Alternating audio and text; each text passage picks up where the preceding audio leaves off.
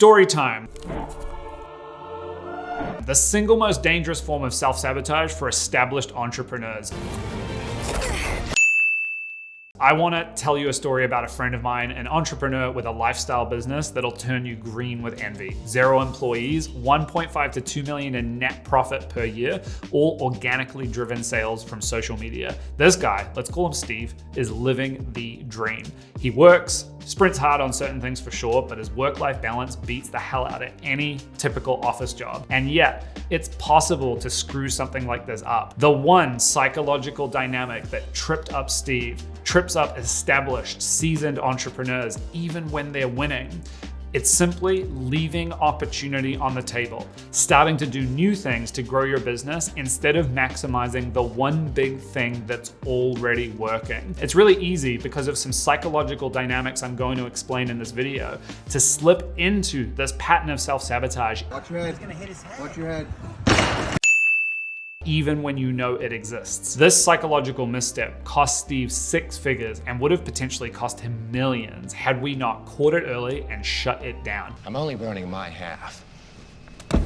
How could someone making almost $2 million a year screw up so bad? This cognitive bias that successful entrepreneurs fall prey to of leaving opportunity on the table has everything to do with how the human brain is wired. We are social primates with 1 million years of genetic programming, all geared to make us want to play status games with the other monkeys around us. It's human nature, it's part of who we are. A lot of entrepreneurs convince themselves they've practiced enough mindfulness to kind of liberate themselves from keeping up with the Joneses. And sure, they don't keep up with their neighbor's Lexus or whatever. Their neighbor's an accountant, they're an entrepreneur, they're a minimalist, they travel, they seek out experiences instead. But while they're traveling, they're still social primates. They're hanging out with other enlightened entrepreneurs who have left behind the game of materialism, but embraced the game of business building. They've started talking shop with those entrepreneurs. And in Steve's case, this is exactly what happened. He met a ton of people who were scaling businesses with advertising. They were making millions and making it look easy. And this was something Steve had never done before. And just like a neighbor's BMW for those squares who live in suburbia, a little flame of mimetic desire, of imitative desire, started burning in Steve's heart. He wanted what the others had, not realizing they would have killed to have what he has. It was kind of funny when we met and we're talking about this because his business has no direct cost of customer acquisition. His customers are essentially free or totally organic. And he spent large amounts of money trying to find ways to spend more money to get customers when he was getting them for free already. Why couldn't he do both, I hear you thinking? Because of opportunity cost. Remember, Steve runs a highly profitable one-man business. The most important decision he can make on any given day is what to do with his time. Does he make another video that goes viral, bringing in more audience and ultimately more customers based on a good idea he had in a few hours work? Or does he chill out and watch Netflix? What Steve actually chose was option C, right? The third choice, which was to hire an agency, something he had never done before, to essentially create an elaborate pay-per-click driven e-commerce business from scratch so he could start paying big advertising dollars to bring in even more customers. Do you think doing this caused him to get distracted and do less of the execution that got him to his amazing lifestyle business? Do you think his organic growth slowed as a result of the lack of focus? Of course it did. Well, duh. Not only was Steve literally paying 6 figures in agency fees and ineffective advertising, because of course it didn't work right out of the gate what he was trying, he was also paying the hidden cost of lost opportunity.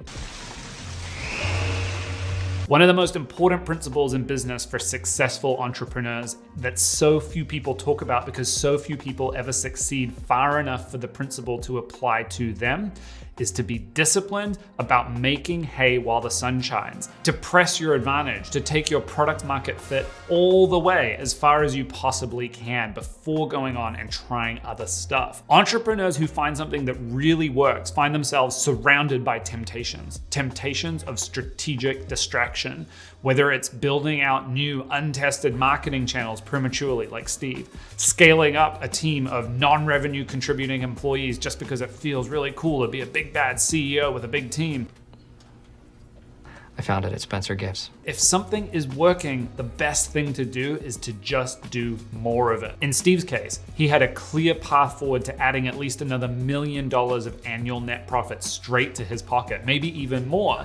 Even a startup founder with $100 million of equity and some VC-backed rocket ship would move heaven and earth to add another $1 million in cash to their pocket, to their annual compensation. And all Steve had to do was keep going with what he's doing. Even though it's not as exciting, even though just making the hay while the sun shines even starts to feel not entrepreneurial, it can sometimes feel so boring, it's still the optimal strategy for growth. Because when Steve does hit a ceiling and he can't organically grow his business any further, he's going to have a war chest of millions of dollars to figure out what's next. When something is working in business, work it till you can't work it anymore. Understand the psychological forces of status seeking and mimetic desire trying to lead you away as an entrepreneur from the opportunity right in front of you on the table, and find the discipline, the mental discipline to fight those forces. The best coaching advice I give out to any entrepreneur without knowing anything about them or their business is to have a look back over your last year of execution and activity and find the single thing that worked best to drive profitable new revenue. Then go do more of that thing. 9 times out of 10, there's life-changing income on the other side of that mission. It's that simple.